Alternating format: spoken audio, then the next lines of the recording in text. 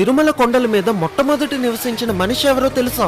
1000 ఏళ్ల క్రితమే స్వామివారికి అభిషేకం చేయడం కోసం 8 కిలోమీటర్ల పాటు నడుచుకుంటూ వెళ్లి పాప వినాశనం నుంచి నీళ్లను తెచ్చేవాడు తిరుమల నంబి. అలా ఒక రోజు నీళ్లను తెస్తున్నప్పుడు ఒక వేటగాడు వచ్చి బాగా దాహం వేస్తుంది, నీళ్లను ఇవ్వమని అడుగుతాడు. కానీ ఇవి స్వామివారి అభిషేకంకి తీసుకువెళ్తున్నాను అని ఇవ్వకుండా వెళ్ళిపోతాడు. దాంతో ఆ వేటగాడు తన వెనకే వెళ్తూ బాణంతో ఆ కుండకి కన్నం పెట్టి దాని నుంచి వచ్చిన నీళ్ళని తాగుతాడు. అయితే గుడి దగ్గరికి వచ్చినప్పటికీ నీళ్లు లేవని చూసుకుని నంబి చాలా బాధపడుతూ ఉంటాడు. దాంతో ఆ వేటగాడు పక్కనే ఉన్న ఒక కొండ మీదకి తన బాణాన్ని వేసి ఒక జలపాతాన్ని తెప్పిస్తాడు. ఇంకా ఇప్పటి నుంచి స్వామివారి అభిషేకానికి కావలసిన నీళ్ళని ఇక్కడి నుంచే తీసుకురా అని చెప్పి మాయమైపోతాడు. ఆ జలపాతమే ఇప్పటికీ ఉన్న ఆకాశగంగ. అయితే వేటగాడు రూపంలో వచ్చింది స్వయంగా వెంకటేశ్వర స్వామి. ఇంకా ఆ నీళ్లు తీసుకువచ్చిన తిరుమల నంబి ఆ గుడి పక్కన ఒక చిన్న ఇల్లుని కట్టుకొని మొట్టమొదటి తిరుమల నివాసి అయ్యాడు. మీకు తిరుమల దర్శనం ఎన్ని గంటలు పట్టిందో కామెంట్ చేసి అందరూ చెప్పండి. గోవిందా గోవిందా.